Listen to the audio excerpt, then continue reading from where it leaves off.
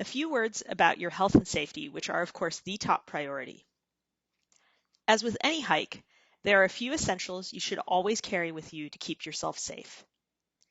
I've listed here the 10 essentials as recommended by REI and the Mountaineers. All of these are good to carry with you. For a day hike on an established trail, the 6 bolded items are particularly important. It'd be good to carry a map. We have a small one in our pamphlet, and you can get one at the entrance to the park. You should definitely carry food and water, especially plenty of water. We recommend 2 liters. You will be at high elevations on parts of our hike and exposed when it's sunny, so bring sunglasses and sunscreen to protect yourself. And speaking of the elements, you'll also want to bring clothing to help you cope with the extremely variable weather conditions at high elevations. It can certainly be wet, it can be cold, and it can be hot, so make sure you have layers. And of course, wear boots with good tread and ankle support.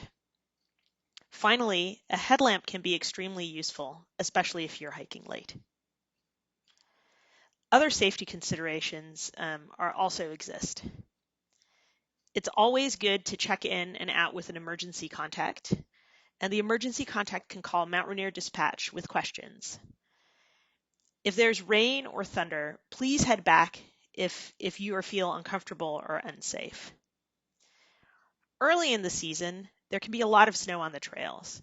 Don't feel compelled to cross the snow if you feel uncomfortable hiking, and be really careful of snow bridges across streams, which can be very dangerous.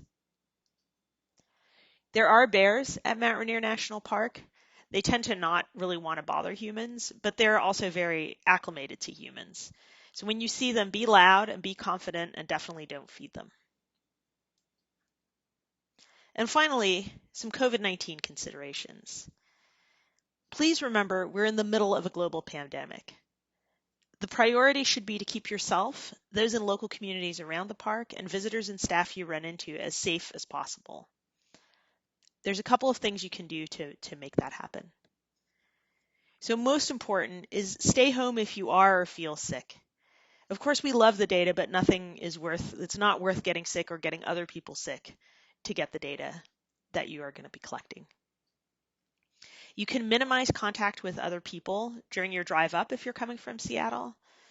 So use pay at the pump gas stations, for example. Make sure you have a full tank of gas. Minimize getting out and interacting with the community. And then, of course, minimize your interactions with other people and proximity to other people on the trails.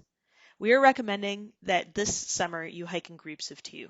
Please contact us if you have questions about this, as we can help guide you through this. Distance yourself from others on the trail. Carry a mask so that if you do want to have a conversation, you can put it on. And finally, all the same advice holds for keeping yourself safe. Wash your hands or use hand sanitizer. I would definitely bring hand sanitizer. Don't touch your face, and keep a 6-foot distance from others. And please remember that we can all minimize, but we can't entirely eliminate the risk. If you are in a vulnerable population or you feel really nervous about this may not be the summer for you to participate in the program.